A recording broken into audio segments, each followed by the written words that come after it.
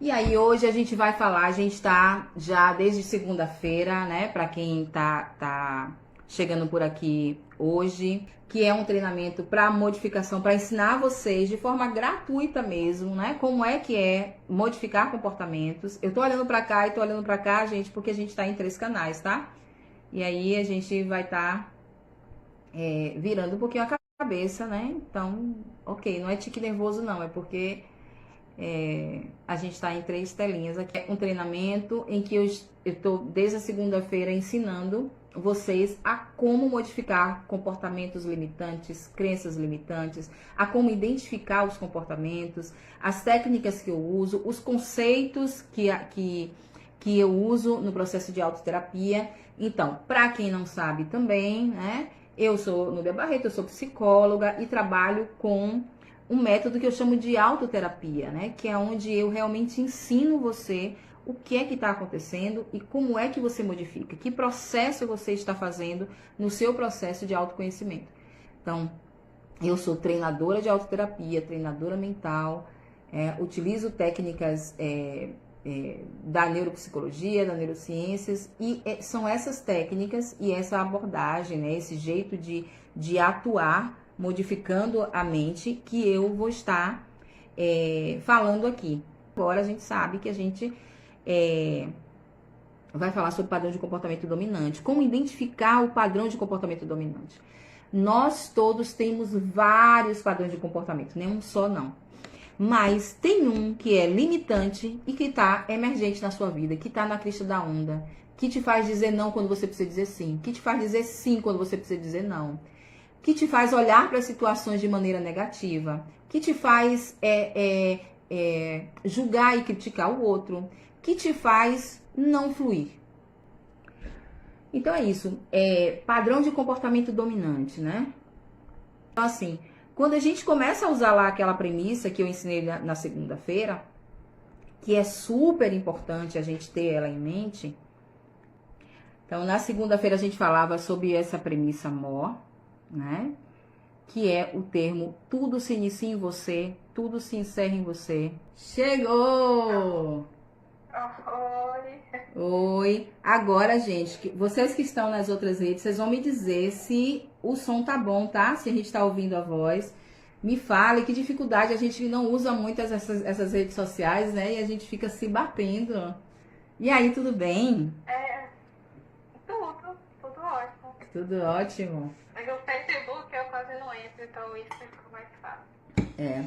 E aí, tudo bem? A gente conseguiu estar aqui juntas hoje, né? Sim, Karine já faz sim. acompanhamento comigo há algum tempo e hoje em dia é feliz da vida. Por isso que ela tá aqui nessa live, porque no início eu duvido muito que ela viria. É, E aí, me com certeza. conte, né? É, é, sei lá, com as introduções aí que a gente tem que fazer, né? Você buscou na época lá atrás, há algum tempo, eu não sei exatamente quanto tempo, né? Mas hoje em dia ela tá na terapia por puro prazer, gente. Ela só volta toda semana só por Ah, com prazer. certeza. Ah, com certeza. Brincadeiras à parte, sempre tem muita coisa para melhorar em vários aspectos. Apesar de já ter melhorado em muitas coisas, mas sempre tem questões a se resolver. É normal. Sim, sim. Deixa eu só perguntar, Karine, se o pessoal tá ouvindo. O pessoal aqui tá ouvindo e cá? Responde aí se tá ouvindo ela falando, Karine falando. Responde aqui alguém.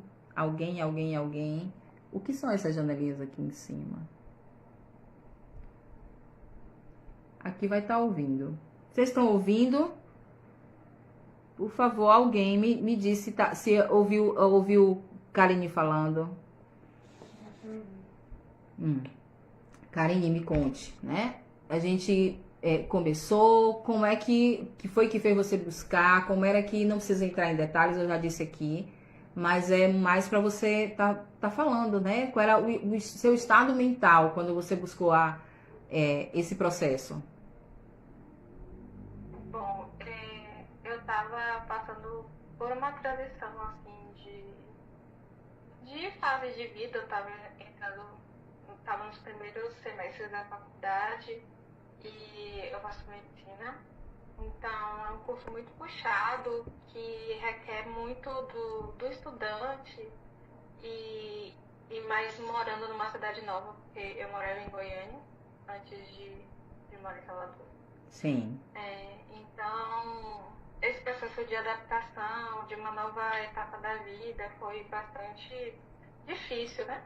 Acho que é uma fase complicada para todo mundo. Então, eu busquei ajuda psicológica por conta disso. Acho que todo mundo deveria algum momento da vida, né?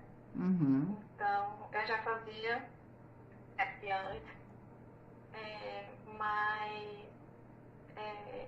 eu decidi continuar mesmo mudando de cidade. Então, foi nesse sentido. Então veio com a família toda de Goiânia morar em Salvador, porque você tinha passado para medicina em Salvador. E com isso vieram várias outras complicações, né? Mudança de cidade, de cultura também, porque não é igual, né? Pressão com os estudos, né? Com a questão, já vinha com pressão, porque até para você estar no vestibular, ela faz uma faculdade pública, então já imagine você passar em medicina numa faculdade pública nesse país, é muita psique, tem que ter muita psique mesmo para poder aguentar algo assim. E aí você vem e como era que era a tua organização mental nesse tempo? Eu não tinha, na verdade. Ela não tinha Eu fui organização mental. construindo. Eu fui construindo. Assim, quando você falou organização mental, eu pensei no sentido das emoções, né? Sim. Então, foi algo que eu fui desenvolvendo ao longo dos anos. Com a terapia, mas amadurecimento pessoal mesmo, de idade e de convivência. Então, foi algo que estava deficitário em mim, digamos assim, e foi melhorando com o tempo. Entendi. O que que você, na época que você começa lá no processo comigo, o que era que tinha assim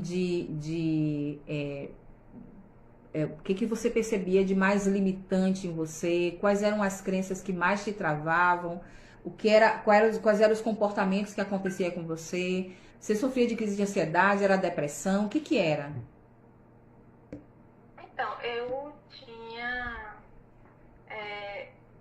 Ainda tem, de certa forma, né? Porque ainda é tratamento de ansiedade e depressão. E eu acho que a crença assim, mais limitante, eu acho que é bem comum, assim, quem faz medicina e quem faz cursos difíceis, é a questão da falta de confiança, talvez, a questão da autoestima, de se duvidar de si, era algo muito, muito forte em mim. E que com terapia foi ajudando mais, principalmente tanto na questão de relações humanas quanto na questão da própria faculdade, do próprio curso, de como me portar em determinadas discussões, enfim, era algo bem limitante para mim. Certo. E você tinha algum sintoma no corpo? Alguma coisa acontecia, né? Que evidenciava, que te prejudicava, tinha esse tipo de sintoma? Sintomas físicos, assim, de ansiedade acontecia de vez em quando. Taquicardia, crise de choro, era muito comum, principalmente no início da faculdade, a gente não saber lidar com as frustrações que vão percorrendo o nosso caminho. Então, era mais assim, esses sintomas mais físicos de taquicardia, de ficar balançando a perna, etc. Uhum. Algum, Algum nível de pânico? De ter ataque de pânico? Eu já tive algumas crises de ansiedade mais fortes, assim, mas não cheguei a ser diagnosticada de precisar ir para uma emergência por conta de síndrome de pânico, não. Ok. E quando você começa a desenvolver, né, no processo, a gente sabe que quando a gente está no processo, a gente começa a perceber, quando a gente entra no processo, a gente tem uma ideia de mais ou menos o que é que me trava, o que é que acontece com a gente, o que é que me limita e tal. Quando a gente vai aprofundando no processo de autoconhecimento, a gente começa a descobrir, a desvendar que existem muito mais coisas por trás, a gente começa a esmiuçar, né? Aquilo que era superficial começa a ficar mais profundo. Pensando dessa forma, o que que você percebe que você tinha uma ideia de que era uma coisa e quando você vai mais fundo você vai percebendo que é outra? O que que vem aí? Sem entregar as reais causas, tá? Que não precisa. Ai, não sei, eu não sei o que responder nessa, assim. Talvez algo que eu achava que era uma coisa, e aí ao longo das sessões percebendo que algo, assim, relacionado principalmente à infância, as relações de mesmo de escola e que repercute até hoje, acontece. Uhum. Beleza. Quando, nesse caso assim, de aprofundamento, às vezes a gente acha que foi algo bobo no passado e acaba que machuca, né? Continua lá dentro, perturbando. Isso que você falou é bem interessante, porque de fato existem situações que acontecem com a gente na infância que a gente não dá importância, que a gente não considera que aquilo ali seja um trauma. Inclusive, eu tenho uma aula no YouTube que fala como se constrói um trauma. Muitas vezes a gente, tipo, levou uma bronca na frente dos coleguinhas. Ah, isso é uma coisa normal, mas isso deixa uma marca em você que vai criando uma limitação e depois uma outra crença limitante e isso vai se agravando. Muitas vezes a gente tem muito disso, né? De tipo, eu já vi pessoas de fazer uma técnica de auto-hipnose que eu coloco no processo, da pessoa lembrar de um momento em que ele era motivo de chacota dos amiguinhos porque estava com um short xadrez e isso se prolongou para uma coisa muito mais grave, né? Dele ter muita dificuldade com autoestima, muita dificuldade com aparência, de começar a criar uma fobia social. Mas não foi ali só naquele short xadrez. O que acontece é que um evento te leva para a trava e depois vai acontecendo outras mínimas coisas e você vai lembrando daquele negócio e você vai somando, você vai somando. Quando você vai vendo, você está eliminando um monte de coisa de sua vida. Então é muito disso mesmo. Às vezes a gente tem isso de. Alguém tá falando ali, acontece muito mesmo. Exato. E, às vezes a gente tem isso de não dar importância a algo que aconteceu lá atrás, mas foi justamente aquele algo que você precisa colocar as cartas na mesa e dar nome a ele. E só dando um nome, como a gente aprendeu na aula passada, só dando um nome eu posso mudar, eu posso trazer para a consciência, dar significado para o estado consciente e fazer a mudança. E aí, dito isso, Karine, quanto tempo você se recorda de ter começado a ver, ter mais clareza, a estar mais fluida? Quanto tempo que você levou? Olha, é um processo demorado, porque é uma construção bem lenta, de certa forma até um pouco dolorosa, porque a gente toca em feridas internas, né? Então eu diria que acho que com uns 2 anos, 3 anos de terapia, que as coisas começaram a ficar mais claras. Acontece de uma forma muito espontânea. Quando você vê, você percebe as mudanças de comportamento, de pensamento, mas é com o tempo, tem que ter, de certa forma, uma paciência, que é algo demorado, porém é concreto. leva para o resto da vida. Uhum. E você faz terapia comigo com menos tempo, mas com terapia na vida tem muito tempo, desde que idade? Eu faço desde os 16. Desde os 16. Agora você tá com que idade, Karine? Da época Você de tá, ensino você médio, tá na casa dos vestibular. 20 e fala a idade com total naturalidade. Qual é a sua idade agora? É 23. 23. Tô Muito 23. bem. Desde a época do ensino médio, que, pelo menos pra mim que queria um vestibular concorrido, precisava de um apoio, de certa forma, porque é um processo difícil. Então eu faço desde essa época. Então, Karine faz E terapia. recomendo. E recomenda, né? Faz terapia desde os 16, mas ela tá na terapia comigo desde 2018? 19? Que ano foi que a gente... 2000, acho que 2017. desde 2017 que ela faz terapia.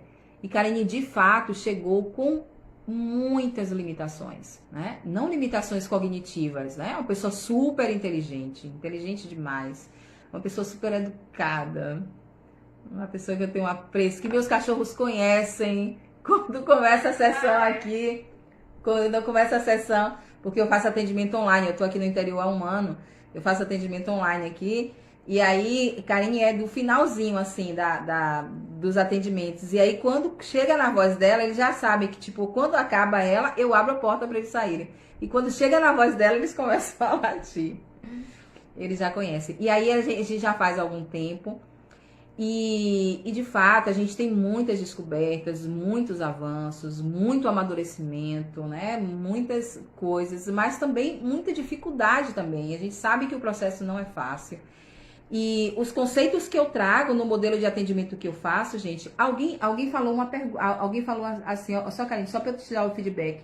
Alguém falou assim: as pessoas costumam falar que é besteira, mas até hoje eu tenho muitas lembranças tristes da minha infância. Eu também. Eu tenho coisas, inclusive que recentemente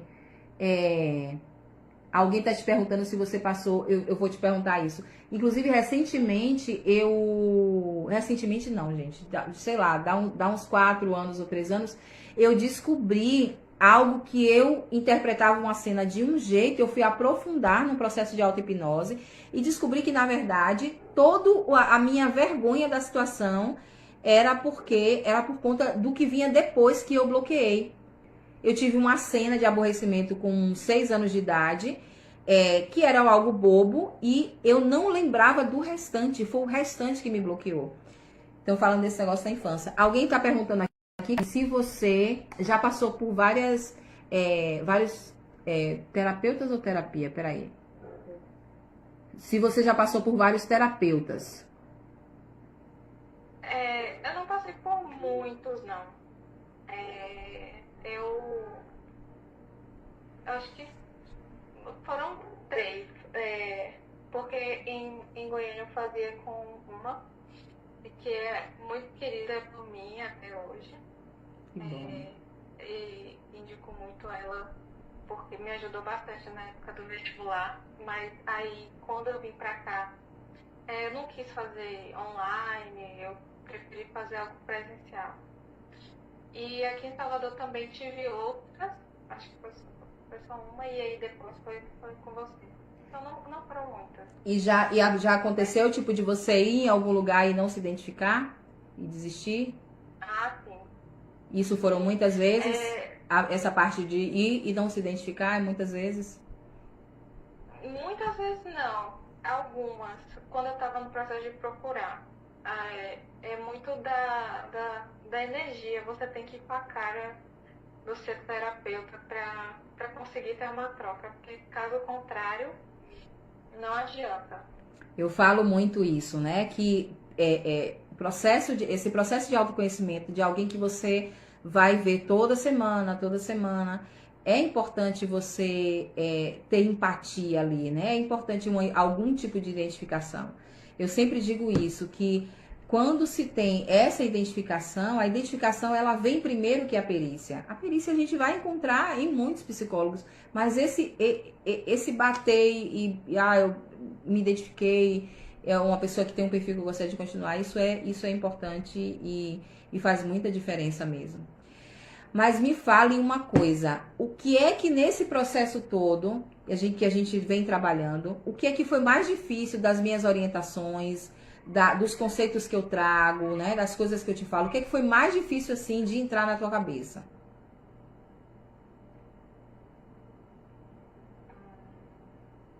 Eu acho que a questão de você ser responsável pelas coisas que acontecem com você. Porque, de certa forma, é uma verdade, porque você controla o que você pensa e etc. Mas, pelo menos eu ainda atribuo a responsabilidade de muitas coisas para outras pessoas, assim. Entendi. E é uma limitação até hoje, assim, sabe? O que é que você... Eu ainda tenho a sensação que pessoas externas atrapalham as coisas da minha própria vida. Certo. E o que é que você, atualmente, né, com esse avanço, o que é que você faz? Que técnica a gente aplica para esse tipo de comportamento? Quando você está atribuindo o que está acontecendo com você. Isso a gente falou, gente, na aula 1, lá no início. E essa aula, Karine perdeu e não fixou. Mentira. Mentira, é porque é difícil mesmo. A gente passa muito tempo da vida atribuindo as coisas que acontecem com a gente ao externo. A meu pai, a minha mãe, ao tempo, enfim, fulano não foi com minha cara. E a gente demora mesmo para internalizar de que tá na gente, tá na nossa percepção. E aí eu te pergunto, né, se isso ainda acontece e o que você faz ou não faz nada? Não me decepcione. Quando isso acontece, aí você vai brigar comigo se disser que eu não faço nada. Eu faço exercício de pensar que eu sou responsável pelo que eu sinto e do que eu interpreto. Então, eu coloco qual que é o meu lugar, o meu papel na situação, né? E tentar ver o que eu posso fazer no momento, o que está no meu alcance, né? Porque o outro a gente não tem como você fala sempre, e já internalizei, o que a gente interpreta é outra questão. Então, nessa pegada. Tudo se inicia em mim, tudo se encerra em mim, tudo se resolve em mim. Né? Eu espelho no mundo externo quem eu sou. O mundo só espelha quem eu sou. O mundo só é parâmetro para mim. E mais uma vez eu falo, gente, diálogo subconsciente, né? O idioma subconsciente não é o nosso idioma. É claro que você existe, eu existo, o Karine existe, a mãe de Karine existe, o pai, a irmã, todas as coisas, essa luminária, tudo existe. Mas, para o entendimento subconsciente, o mundo externo é só um espelho.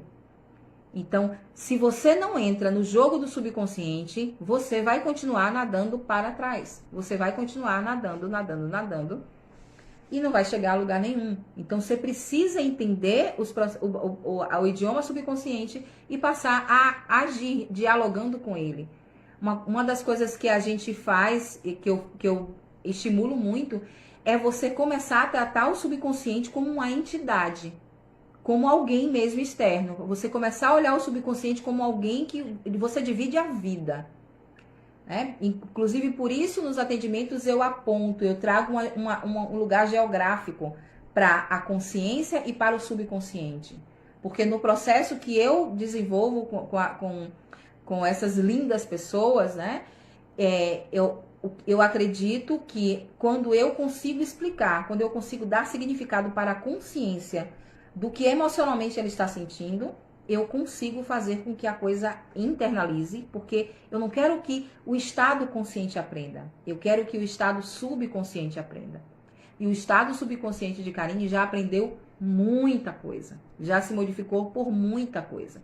Mas quer dizer que esqueceu as coisas antigas? Não. Vira e mexe, ela puxa a cartinha que já tá lá embaixo, que já não serve mais, que a gente já não quer mais. Mas não vai. Aquilo que é aprendido não é esquecido, gente. A gente não desaprende. A gente começa a escolher outras coisas para usar, mas a gente não desaprende. E como é que tem sido isso? Você tem usado muito mais o modelo mental da nova mente, né, de um novo jeito, ou tá acessando mais o modelo antigo?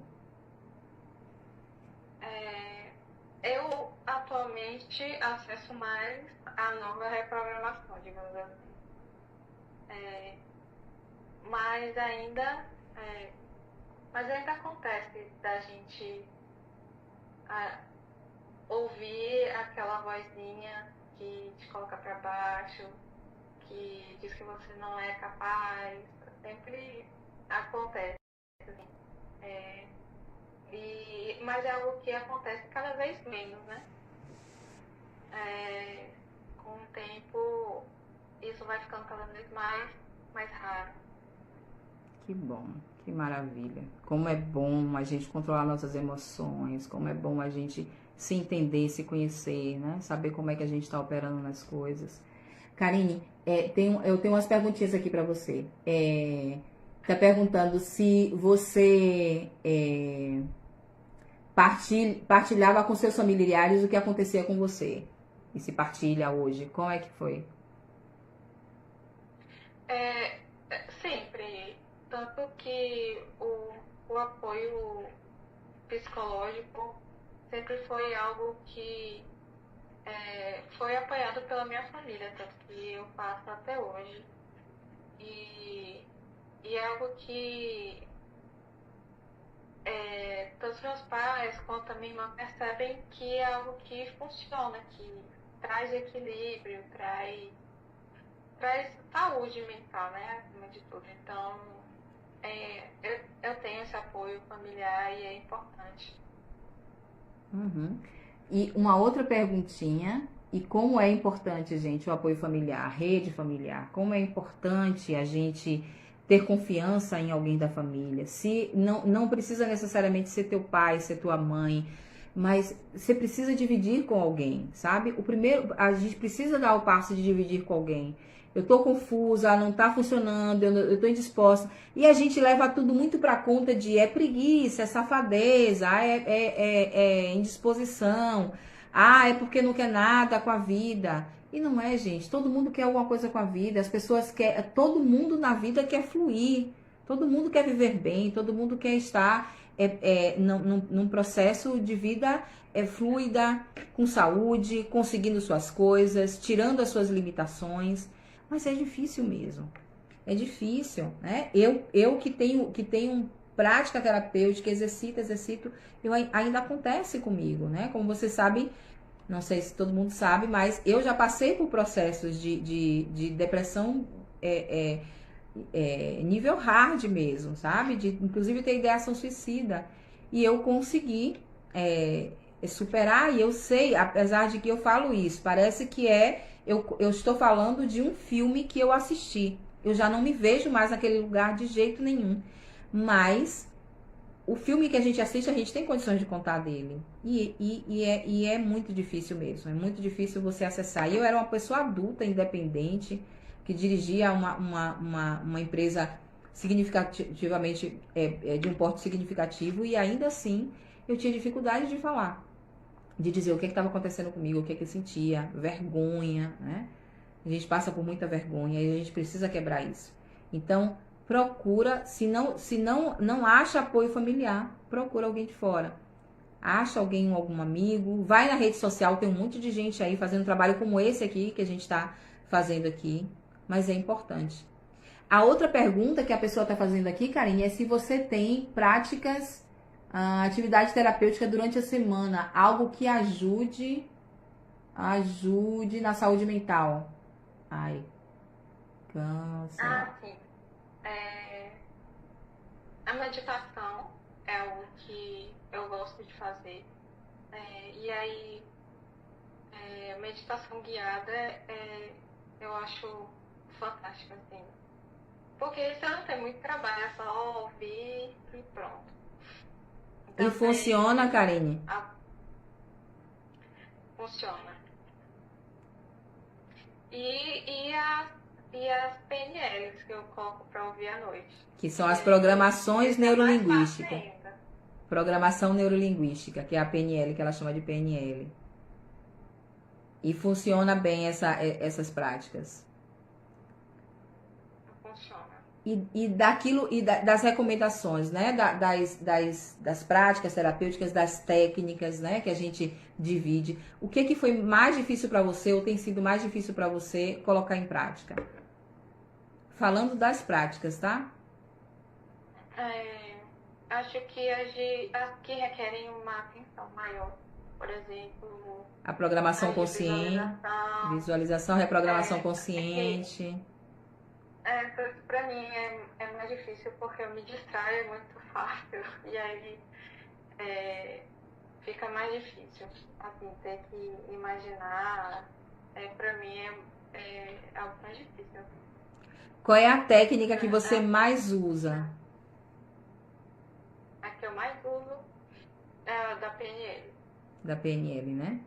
E também usa muito de interpretação de sonhos, né? Sim. Quase todos os nossos encontros tem que ter uma interpretação de sonho. Então, ela usa muito de interpretação de sonho. Eu acredito, inclusive, que ela já pode dar um curso de interpretação de sonho. Porque ela usa muito disso. Sim, porque eu lembro muito do sonho, porque tem gente que dorme e não lembra o que sonhou. Alguém tá dizendo que se você for dar o curso, a pessoa quer aqui, ó. Ai. Mas é isso, o sonho conversa muito, pelo menos comigo, sobre as coisas que ainda estão lá dentro e que precisam ser melhoradas. Então, eu sempre estou analisando o que eu sonho, o porquê que aquilo está na minha cabeça. Óbvio, abstraindo bastante, porque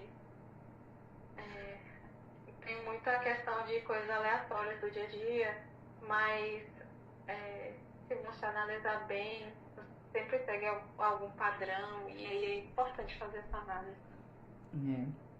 Gente, sonho é comportamento. Não é porque você está dormindo que você não está se comportando. E sonho é comportamento do subconsciente. E todo sonho fala de quem sonha. Então, essa interpretação de sonho que vocês veem, que até se encaixa, a gente vai olhar na internet, até se encaixa, ok, eu não vou ficar aqui julgando e tal. Mas o ideal é que para alguém interpretar o sonho do outro, ele entenda o seu contexto. Então, sonhar com cobra não é só... Sonhar com cobra para mim não pode ser a mesma coisa de Karine. Tá inserido no contexto dela. No contexto da vida dela, nos arranjos da vida dela. Sonho é linguagem subconsciente. É o subconsciente querendo falar. E aí a gente precisa, né, entender. Precisa trazer as sacadas, né? Então, muitas vezes, quando ela traz o sonho, que eu paro para analisar, eu me desprendo do que tem, né? Do que tá sendo dito, que é, tipo... celular, mouse, fone de ouvido, e vou e me remeto às questões dela para entender que significado tem celular, mouse e fone de ouvido para ela e que significado tem naquele momento para ela. E aí a gente vai fazendo. Alguém está dizendo não podemos levar o sonho ao pé da letra. Exatamente, não é assim. O sonho tem a ver com suas questões. Sonho está querendo te dizer. E quando você sempre sonha. A gente sempre sonha.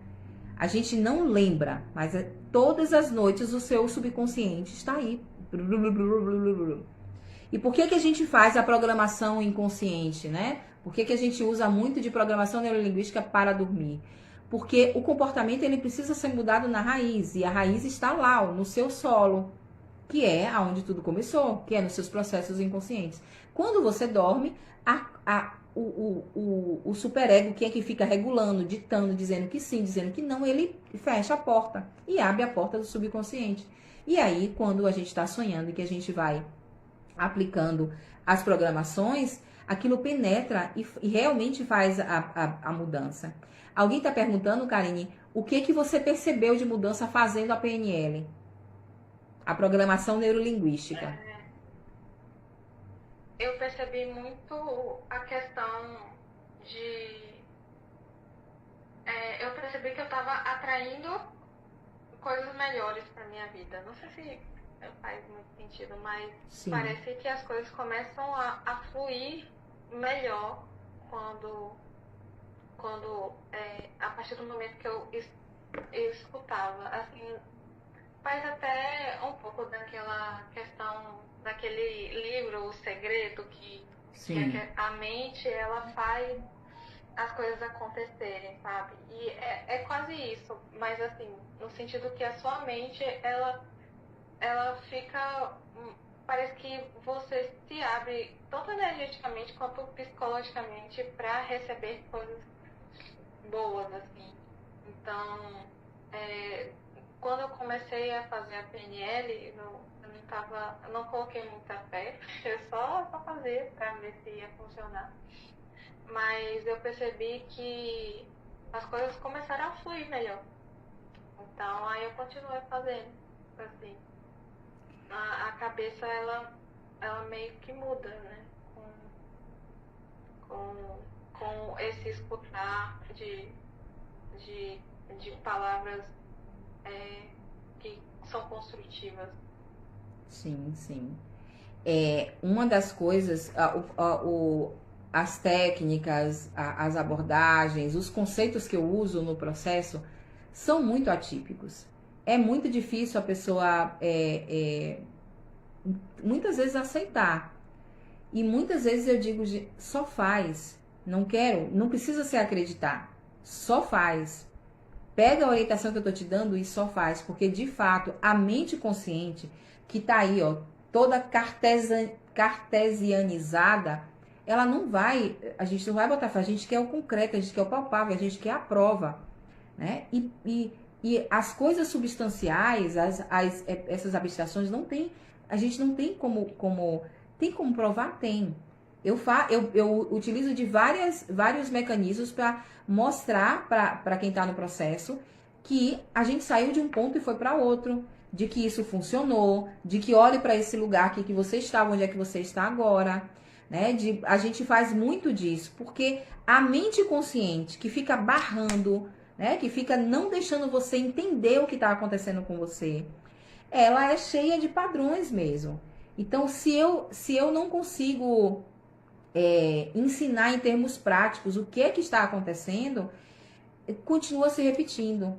Então, muitas vezes não tem analogia que dê conta, não tem exemplo que dê conta. Quando a gente faz a técnica da aceitação mesmo, é uma técnica tão simples que tem a ver com o padrão de comportamento dominante. A técnica da aceitação eu vou ensinar ela no sábado. Essa galera já sabe a técnica, mas eu vou ensinar ela no intensivão no sábado. Mas o que eu quero dizer, gente, que primeiro aceitar que tudo nasce em você, depois começar a vigiar os comportamentos, não se deixar mais cair no automático. Você precisa estar o tempo todo atento aos comportamentos e sentimentos. Você se comporta a partir daquilo que você sente. Então, eu nem falo, observa os seus sentimentos. Porque até isso lhe bloqueia. Meu Deus, aí eu vou ficar o tempo todo. Então, observa os seus comportamentos. Quando você disse sim, quando você disse não, quando você evitou, quando você se sentiu apreensiva porque alguém chegou, quando acontece de você atribuir a uma mensagem que você tem que passar para o outro a um drama. Né? Karine conhece bem isso, a gente recentemente falou sobre isso, né?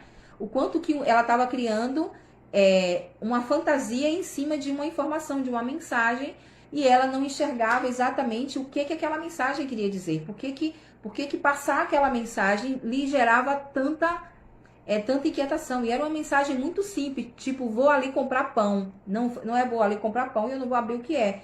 Mas era tipo assim, eu vou ali comprar pão e todo mundo já me escuta dizer que eu tô indo comprar pão sempre. E dizer que eu ia ali comprar pão para a Karine, hipótese, tá? Não é que é isso.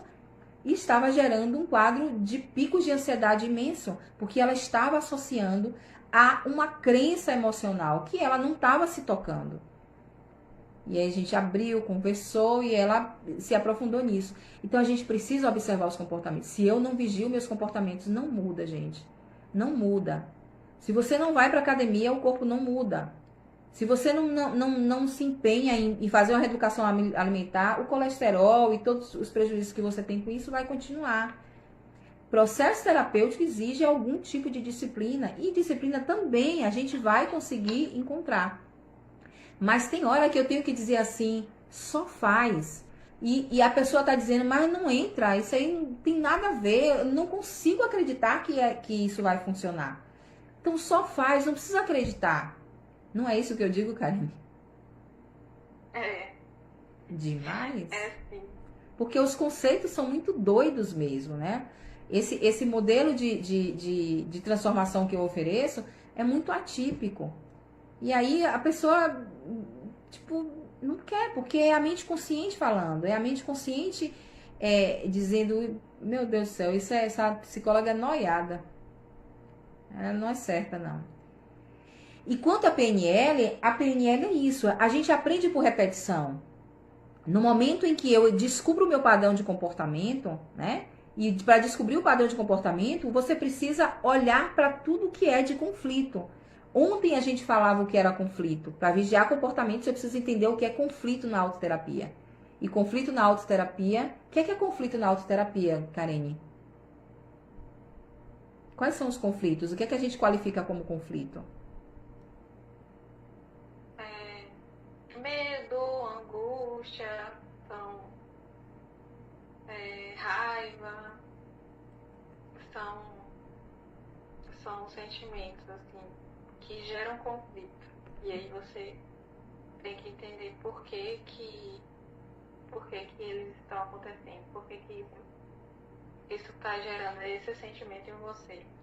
E muitas vezes a gente tem esse tipo de sentimento, medo, raiva, angústia, inquietação, impaciência, criticando o outro, julgando o outro, criticando a si mesmo, julgando a si mesmo. Muitas vezes a gente tem essas coisas e a gente vive tão no automático que a gente não para se observar. A gente bota na conta de que é assim mesmo, bora seguir, é assim mesmo, bora seguir. E quando a gente entra num processo como esse, eu digo, nada mais pode passar ileso. Tudo que você sente, tudo que lhe causa inquietação, desconforto, insegurança, medo, você precisa parar e olhar para isso e dizer, eu estou sentindo medo. E dizer, eu tenho consciência de que eu estou me sentindo insegura, eu estou sentindo raiva, eu senti inveja, eu me senti inferiorizada nessa situação. Você precisa tomar para consciência o que você está sentindo e reconhecer que aquilo é seu, que aquilo está tocando num lugar mal resolvido em você. No momento em que você faz isso, que toca num lugar mal resolvido em você, que você reconhece que toca num lugar mal resolvido em você, é suficiente para mudar o padrão de comportamento limitante, né? O padrão de comportamento dominante e limitante? Não é. E é aí que entra as tantas programações neurolinguísticas que a gente trabalha. A gente precisa de repetição. O subconsciente aprende por repetição. Se eu não repito, ele não vai aprender. Eu preciso repetir, repetir, repetir, repetir, repetir. Repetir a vigilância do comportamento. Repetir a aceitação de que aquilo é seu, que você precisa deixar de atribuir para o outro. Mesmo que a mente fique dizendo, meu Deus, mas ele me deu, ele me roubou, ele tirou de mim, ele isso, ele aquilo. Esquece. Enquanto vem um comportamento, foi o outro, foi o outro, foi o outro, você está se dizendo, sou eu, sou eu, sou eu, sou eu, sou eu. É meu, é meu, é meu, é meu, é meu. Isso está tocando em um lugar mal resolvido em mim. É comigo que eu tenho que fazer isso aí. E, gente, como é mais fácil, como eu falei lá na primeira aula, como é mais fácil quando a gente realmente assume, cai essa carapuça, assume esse personagem. Não é o personagem, essa é a essência. Personagem é isso que a gente vive aqui. A essência precisa relembrar é relembrar que a essência precisa. De que tudo se inicia, se encerra e se resolve em mim. Quando eu tomo a responsabilidade por tudo que eu estou sentindo, toda a responsabilidade sobre o que eu sinto, não é sobre o que o outro faz. Responsabilidade em autoterapia, isso é uma dificuldade que Karine tem. Responsabilidade em autoterapia não é o que o outro faz. Eu não sou responsável pelo que o outro faz. Eu sou responsável pelo que eu sinto com relação ao que vem do mundo externo. O outro, a pessoa, o ônibus, o trabalho, a pandemia. Eu sou responsável pelo que eu sinto. A percepção de tudo é minha, tá na minha escolha. Então, quando você toma aquilo para você, aí sim você começa a assentar esse momento de conflito e isso vai se transformando em aceitação. E esse processo eu vou aprofundar lá no sábado, quando a gente fizer a aula do sábado. E me fale uma coisa, Karine, deixa eu só ver se tem mais alguma pergunta, porque uma coisa que eu dou vacilo nessas coisas ao vivo é de estar atenta ao que estão dizendo. Ah, tá. Fizeram uma pergunta aqui que eu deixei pro final porque eu me envaideci aqui. Eu quero saber o quê. Me diga. Estão te perguntando qual foi o diferencial da psicóloga que você tá agora, com relação às outras. Eu acho que primeiro ter uma abordagem ampla de ver todos os aspectos assim da minha vida e técnicas novas, porque eu fazia o TCC, para quem não sabe, era terapia cognitivo-comportamental, que é bom, funciona e faz bem, e foi, de certa forma, construtivo para mim ter outras técnicas, além de pensar no comportamento, no cognitivo, mas também pensar na questão das palavras, da neurolinguística, pensar justamente nessa questão de técnicas mais faladas, né? Que de certa forma foi uma experiência nova para mim e que funcionou. E algo que é bacana, assim, que envolve a questão do inconsciente, que é algo difícil de ser acessado, mas que, de certa forma, impacta bastante na nossa vida de uma maneira consciente, apesar de ser inconsciente. Sim, verdade. Karine falou assim, primeiro por ser ter uma abordagem ampla. Para quem não sabe, eu uso técnicas das mais diversas, eu não tenho uma abordagem única. Eu sou psicoterapeuta, sou psicóloga, sou neuropsicóloga e sou psicoterapeuta integrativa. A psicologia integrativa, ela vem com a proposta de você pegar todas as abordagens da psicologia, mas não só da psicologia, porque quando a gente se refere à abordagem, a academia onde a gente se forma em psicologia tem uma grade curricular, tem determinadas abordagens que ainda não fazem parte da faculdade e que você começa a se aprofundar nelas à parte, que são terapias alternativas. Então, abordagens alternativas, né? É difícil falar sobre terapias alternativas porque tem algumas coisas que são consideradas alternativas e que está na academia também, mas tem determinadas abordagens que são super eficientes e que ajudam pra caramba, né? E que não entra na grade. E quando eu saí, que eu fui buscando e que eu inclusive fui buscando a minha cura, eu fui por isso, tentativa e erro, e eu descobri que não dá pra trabalhar só com psicanálise, só com TCC. Gente, eu tô falando de mim, tá? Eu tô falando das minhas experiências e da experiência de dezenas de pessoas que eu transformo. Existem pessoas que transforma vidas, que conseguem bons resultados só na abordagem do TCC, só na abordagem da psicanálise, apenas na abordagem da Jungiana, que são as abordagens que existem na faculdade. Mas eu vi uma aceleração, eu já trabalhei com abordagem única, que era a Gestalt terapia, que é a minha abordagem que saiu da faculdade, né? Eu saí da faculdade, eu fiz a especialização em neuro e Gestalt terapia. Eu trabalhava só com uma abordagem, mas eu fui, quando eu fui experimentando das outras, porque a gente tem conhecimento, a gente faz faculdade, a gente tem conhecimento das outras, eu fui vendo que a abordagem, na minha interpretação, não funcionava, não era para todo caso. E aí eu comecei a mesclar, e hoje em dia eu uso as abordagens da psicologia, das terapias alternativas, da neurociência ocidental, oriental, o que tiver para transformar a vida, para fazer com que a transformação aconteça o mais rápido possível, eu coloco. Então é disso que ela está falando, de usar uma abordagem muito mais ampla. A gente faz muito disso, de buscar sempre alternativas. E não está funcionando, a gente tenta outra coisa. Não está funcionando, bora tentar isso. Não está funcionando. E nessa trajetória eu acabei criando técnicas que eu nunca nem vi em lugar nenhum. Eu acabei constituindo manobras e intervenções que eu não conhecia antes, não vi ainda em lugar nenhum. Então é interessante essa questão. E de fato a gente vai vendo que o que não funciona a gente vai tentando outra coisa, o que não funciona a gente vai tentando outra coisa.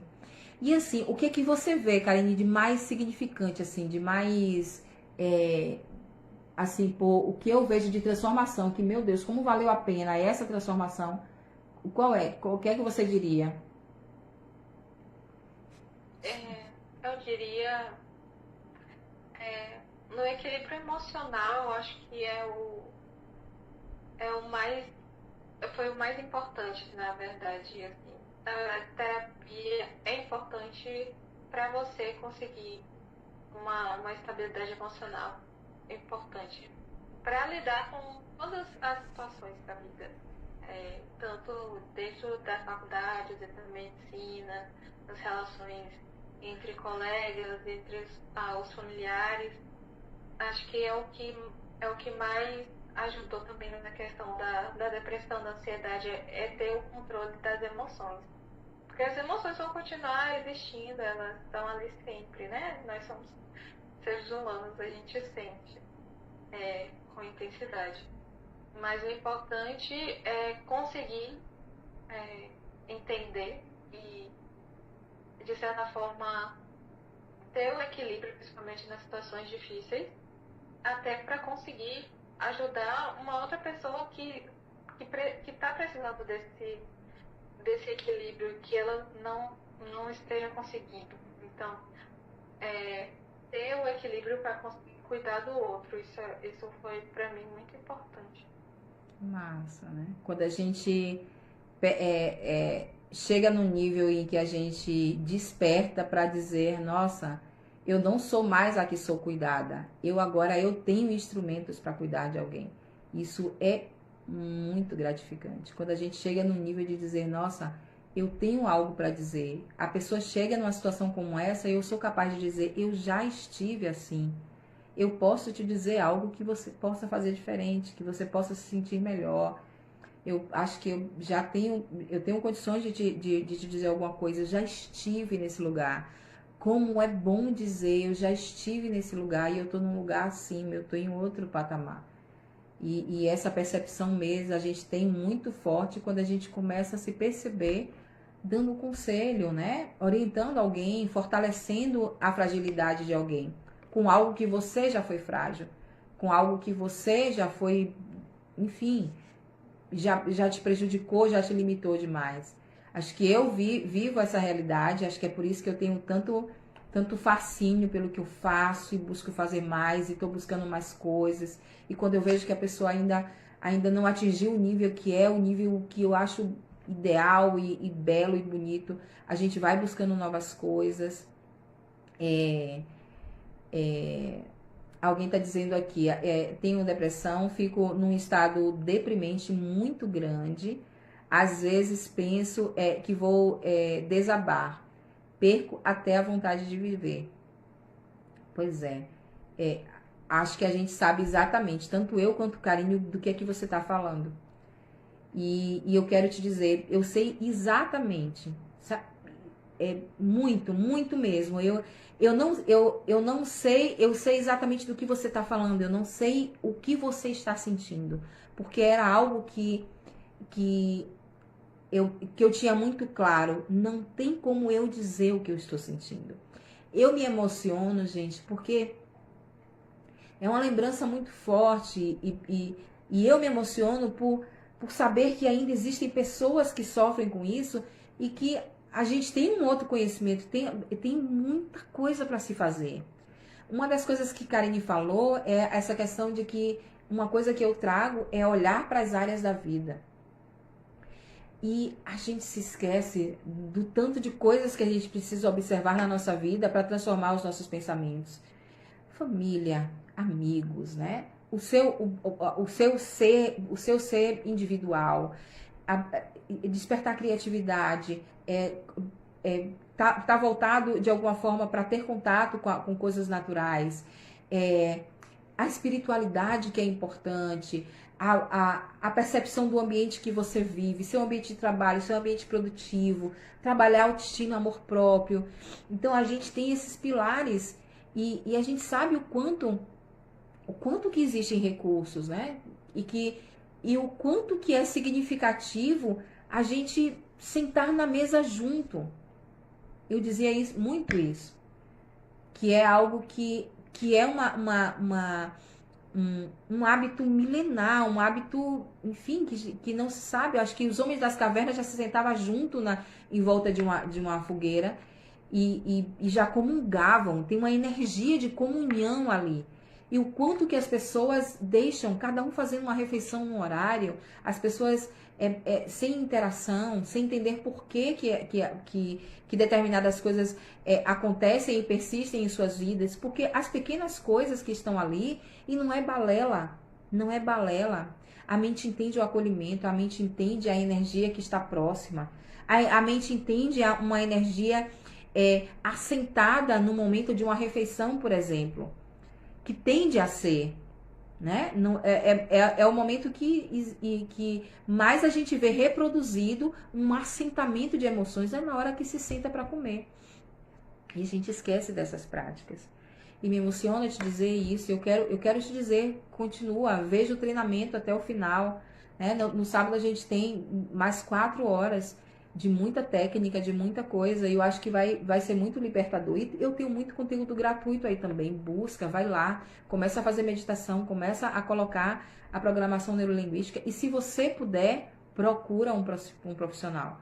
Procura alguém que te ajude aí mais de perto e tal. Então é isso, a gente sabe que é possível. Nós nascemos para viver bem. Ficam dizendo que a gente nasceu foi para suar, que a gente nasceu foi para viver duro, que a gente nasceu foi para ralar, que a vida é difícil. Ficam dizendo pra gente que a gente tem que correr atrás das nossas coisas. Tem nada. Tem coisa nenhuma. Estar no controle é não estar no controle. Lembra disso, Karine? Estar no controle é não estar no controle. A gente precisa fluir. A gente precisa começar. Gratidão, Ale, gratidão. Né? Depois me chama lá no direct, Ale, pra gente conversar um pouquinho. Pra gente conversar mais. Estar no controle é não estar no controle. A gente prende as coisas quando a gente fica controlando tudo, querendo que as coisas sejam de um jeito, né? Depressão é estar muito no passado, a gente fica só preso ao que foi, aquela sensação do arrependimento. Ansiedade é estar muito no futuro, é como é que vai ser, o que vão pensar de mim, como é que vai ser, o que vem por aí. Eu não sei dizer ao certo eu não sei dizer ao certo como é que vai ser. E isso vai causando, vai somando um monte de crença e vai fazendo a gente despertar para um monte de coisa que não é legal. E para o descontrole mesmo, né? E para a gente entrar numa tendência de adoecimento. É isso. Karine, meu bem, gratidão, gratidão, gratidão. Eu digo a todos vocês, eu digo a todos vocês e digo a você especialmente, o quanto que eu cresço, o quanto que eu aprendo, o quanto que eu melhoro as minhas práticas, o quanto que cada caso, cada um de vocês contribuem demais para o modelo de atendimento que eu faço hoje, né? Para eu poder estar aqui de alguma forma retribuindo, ter um tipo de modelo de atendimento que é concatenado, que é possível dizer exatamente como é que uma pessoa simples pode fazer, como é que alguém simples na tua casa, na tua vida, sem entender nada de psicologia, pode aplicar as práticas e fazer acontecer aí na tua vida. Então eu quero, você faz parte disso, né? As outras pessoas que passaram por aqui, que vão passar também, fazem parte disso. Mas eu quero te agradecer demais pelo seu comprometimento, pela tua evolução, né? E dizer que eu cresço demais partilhando essa vida com você. Ah, gratidão, eu cresci muito com a sua ajuda e todos esses anos eu sou uma outra pessoa, uma pessoa melhor, então gratidão mesmo. E esse momento aqui foi ótimo de trocas, algo que a gente já tem, algo particular, é bom que as pessoas vejam que é algo que é demorado, que é cansativo, demanda um trabalho, mas é algo muito recompensador no final e ajuda bastante. Coisas simples, sabe? Então, eu adorei esse momento. Uhum. E como é bom se conhecer, gente. Se conhecer é algo extraordinário. Quanto mais a gente se conhece, mais a gente se apaixona pela gente.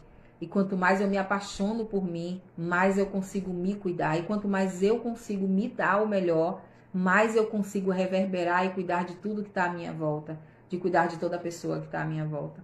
Então, é isso, é essa mágica do autoconhecimento, é essa mágica de se conhecer. Que quando a gente vai entrando, a gente vai percebendo que ser lindo a gente é. O quanto que a gente é lindo aqui dentro. Essa figura, esse estado adoecedor que você está fora, está atendendo a esses padrões aqui, ó. Esses padrões da vida cotidiana. O seu ser de essência, ele é sempre lindo. Ele só está incrustado. Ele só está encolhido. Ele só está magoado. Ele só está ferido. E eu uso sempre essa analogia de distanciar esse ser ferido desse ser que está aqui. Porque você precisa ter isso em mente, de que tem alguém para você cuidar. E esse alguém está dentro. É um ser. A gente precisa dividir o estado de consciência do estado subconsciente. Então enxerga o subconsciente como alguém com quem você conversa, com quem você convive o tempo todo. E você precisa fazer as pazes com ele. É as pazes com o seu subconsciente que você tem que fazer. Você precisa entender o que ele fala. Você precisa falar a linguagem dele. Você precisa agradar o seu subconsciente, os seus processos. Você precisa agradar esse ser de experiência que está aí dentro.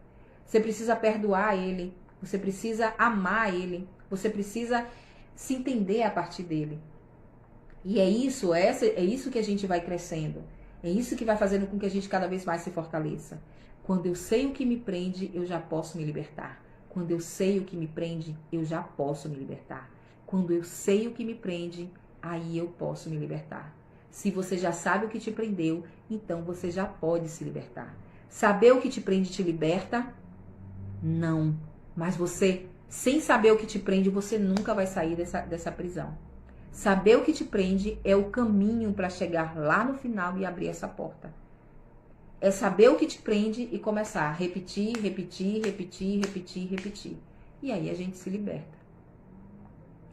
Ok. Gratidão, já tomei um monte do seu tempo, falei que era só 30 minutinhos e a gente vai se estendendo, porque é gostoso demais falar dessas coisas, né?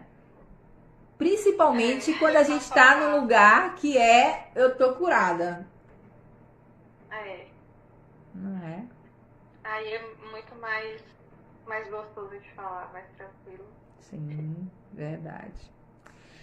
Gente, gratidão. Obrigada pelas pessoas que passaram por aqui, que acompanharam, tá? Gratidão mesmo, gratidão, Karine.